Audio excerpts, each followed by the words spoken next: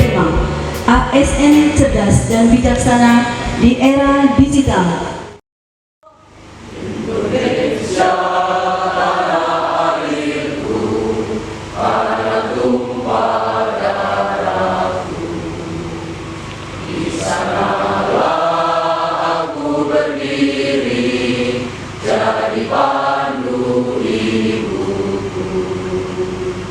Indonesia kebangsaanku, bangsa dan tanah airku, marilah kita berseru, Indonesia bersatu.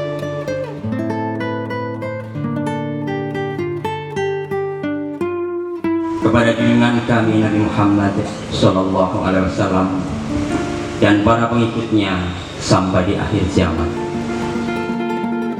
Rabbana dalamna anfusana wa ilam taghfirna wa tarhamna lanakunanna minal khasirin. Ya Allah, ya Tuhan kami sungguh telah menganiaya diri kami sendiri. Jika Engkau tidak mengampuni kami dan memberi rahmat kepada kami, niscaya kami termasuk golongan orang yang merugi.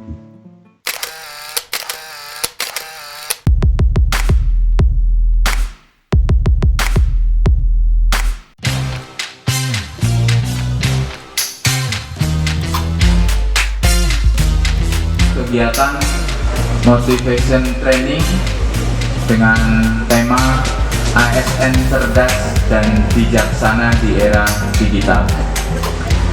Kegiatan ini alhamdulillah sudah direncanakan dan hari ini bisa dilaksanakan tanpa hambatan yang berarti.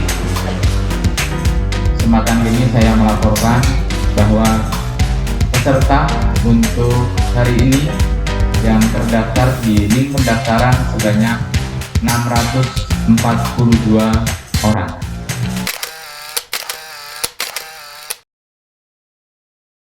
Yang terhormat Bapak Haji Tato Suwarto Pamuji, kami silakan.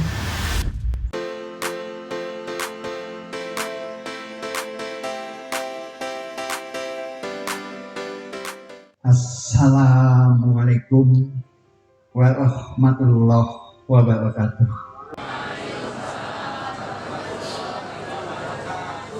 Hari ini sehat, bahagia, sehat. Kenapa?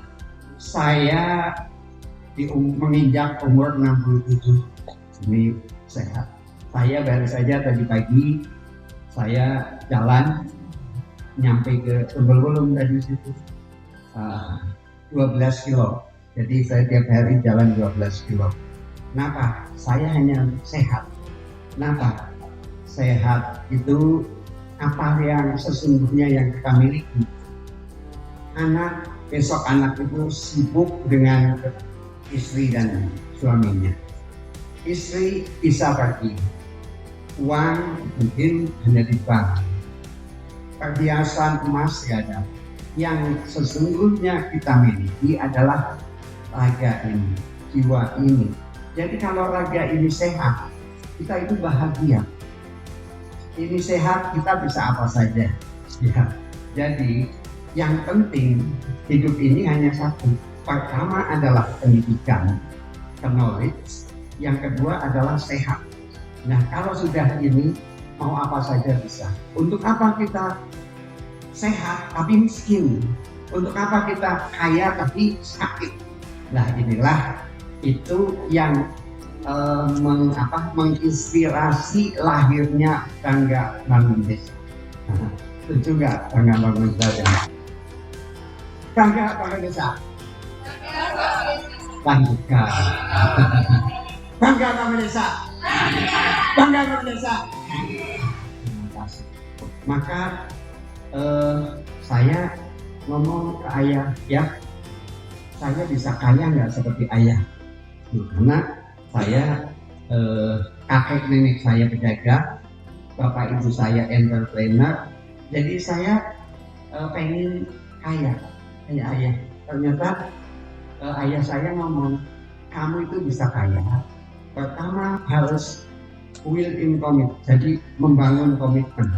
Besok saya mau saya mau sukses. Kedua, konsisten. Apa yang menjadi cita-cita tadi. Ketiga, persisten. Dan yang keempat, persisten itu dilakukan terus-menerus. Keempat, itu harus action. Ini penting. Dan disinilah setelah saya tamat SMA, saya pinjam uang, saya dagang. Ternyata dagang tidak laku. Sebenarnya saya harus mengembalikan uang itu kepada ayah saya. Nah, di sini saya punya mentor dagang sukses, pebisnis, namanya Oikianro. Saya dagang. Bos, saya kok dagang nggak laku ya? Dia bilang, kamu nggak laku kenapa? Ada yang kurang. Coba kamu beli cermin, baca cermin, apa yang kurang di cermin itu? Nah, ternyata banyak yang kurang. Saya harus potong rambut, saya harus membranding pakaian saya di situ. Nah, disitulah katanya saya nggak punya modal. Kamu udah punya modal, modalnya apa? Kamu udah ganteng. Kata bos saya, nggak tahu sampai sekarang udah 67 masih ganteng nggak? Ya masih ganteng ya, tapi saya nggak akan nikah lagi. Iya, karena nggak ada yang kayak Bu Teti. Nah, di situ saya tahu nggak. Jadi ayah saya itu menyampaikan orang yang sukses itu pertama adalah walaupun kamu sudah kuliah selesai, bekerja keras, berbagai cara dengan lain, doa, tapi ada satu yang kurang, yaitu apa? Kamu belum minta doa pada ibumu. Ini nasihat dari ayah saya itu. Jadi ayah saya menyampaikan, banyak kamu pandai itu karena ibumu. Kamu kaya karena ibumu. Kamu sukses karena peran ibumu. Jauh sebelum ibu melahirkan kamu, sebelum kamu minta doa pada yang lain, ibu sudah mendoakan dalam kandungan. Ya Allah, ya Tuhan, kelak anakku menjadi ahli surga. Kelak anakku sehat, kelak anakku sukses, kelak anakku pandai. Itu jauh masih dalam kandungan. Nah, inilah maka orang-orang sukses pasti orang yang sangat hormat pada ibu. Kenapa? Seorang ayah pun sama, begitu lahir ayah sudah memikirkan pendidikannya. Besok ini harus sekolah, ini harus dididik, besok ini harus bekerja, ini harus banyak. Dengan tidak pernah seorang ayah menghitung berapa uang yang dikeluarkan. Terima kasih. Semoga persahabatan kita, komunikasi kita tetap berjalan. Saya juga selain pulang ke masyarakat, saya pulang mempersiapkan pulang kemana? Ke Rahmatullah. Saya pulang besok husnul khotimah. Saya pengen kenapa olahraga sehat. Saya udah masuk ke Aqua. Besok ke Aqua, saya kenapa olahraga sehat, bukan pengen nikah lagi, tapi saya sehat besok kalau diundang oleh malaikat Israel, saya besok tidak sakit, tahu-tahu meninggal. Jadi paling tidak kalau Bapak Ibu sekalian tausiah ke sana, ini loh mantan bupati yang baik. Anak-anak saya kan ngomong, ini my father the best on the earth. Dan terima kasih. Demikian, wassalamualaikum warahmatullahi wabarakatuh.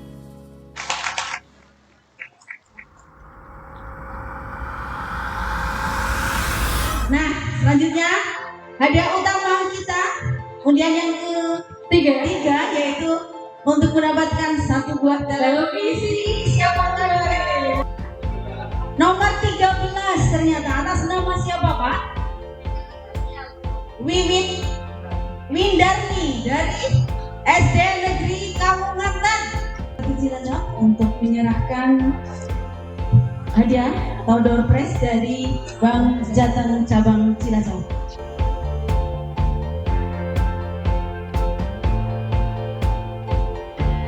Televisi LED 32 inch untuk Ibu Wiwit Wiwit dari SD Kawungan.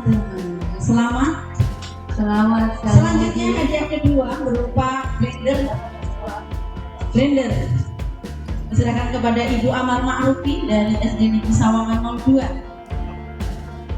Ini ternyata yang undi mungkin ada chemistry dengan saya. Karena Bu Amar Ma'rufi itu adalah salah satu guru di SD kami. Begitu. Iya. Selamat sekali lagi untuk para. Selanjutnya yang ketiga, satu buah setrika diberikan kepada Ibu Wiwit dari SD Kawungan. Selamat dan bahagia untuk para penerima hadiah. Foto bersama.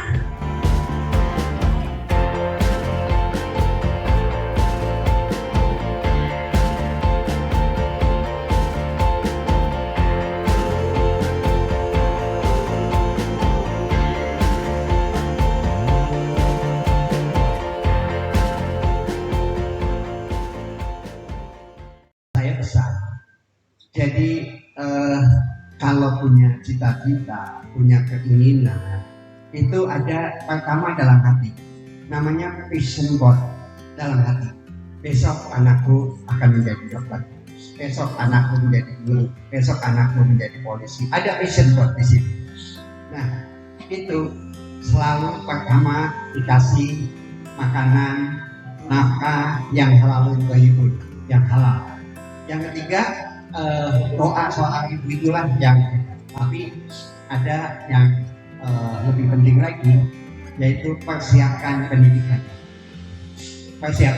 pendidikannya. Itu harus. Nah, pendidikan itu ada tadi akhlak dan lain-lain. Yakinlah insya Allah dengan jalan hati. Tapi saya tahu nggak, ibu saya buta huruf, tidak bisa baca tulis. Tapi ibu saya hafal Quran. Dan ibu saya itu satu hal yang diingat oleh saya. Setiap anak-anaknya mau sekolah, ibu saya dicium satu-satu. Jadi ketika saya mau berbuat nakal, mau tidak belajar, yang diingat adalah ibu saya.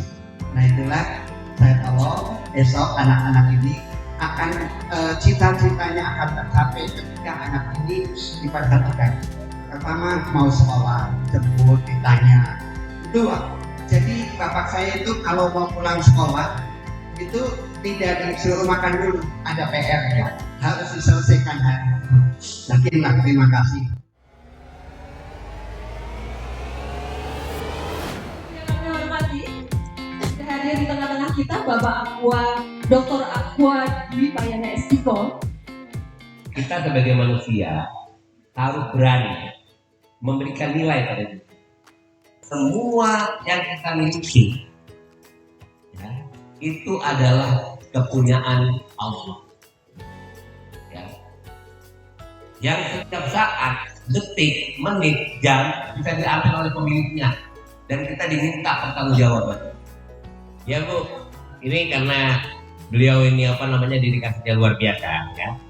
Saya mau kasih hadiah, terserah nanti, karena yang sebelumnya juga di pikiran itu udah kasih hadiah serupa. Saya akan kasih hadiah jalan-jalan ke Malang, Jawa Timur. Nah,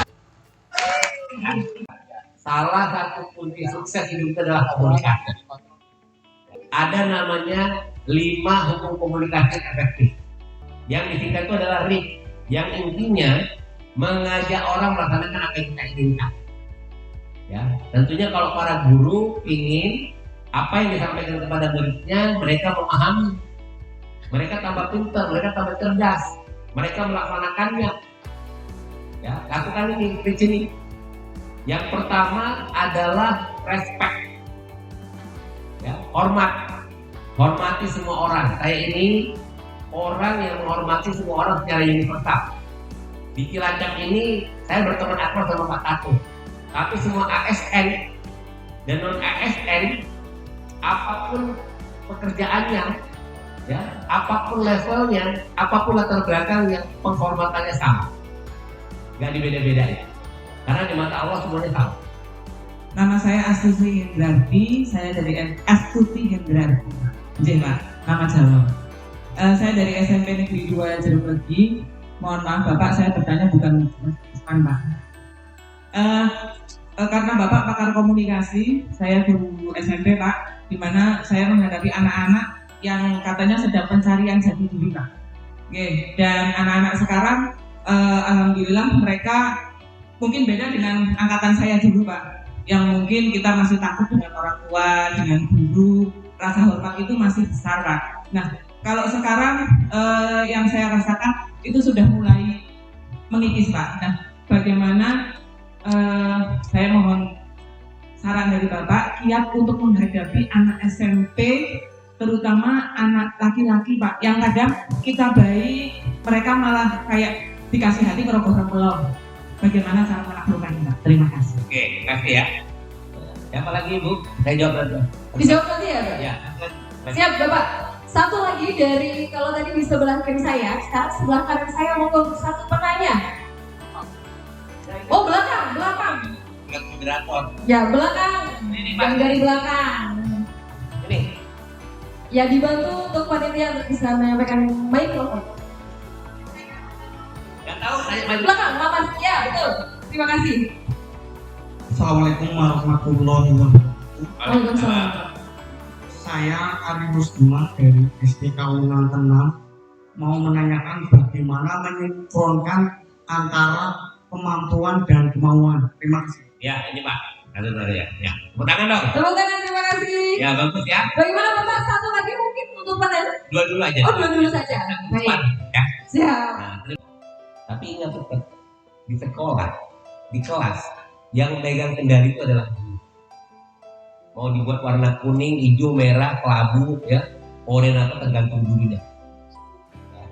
Tapi tentu ada caranya. Yang pertama adalah bagaimana bapak-bapak ibu-ibu ini betul-betul bisa menjadi guru yang menjadi teladan, seperti yang disampaikan oleh Kiai Dewantaro. Ya.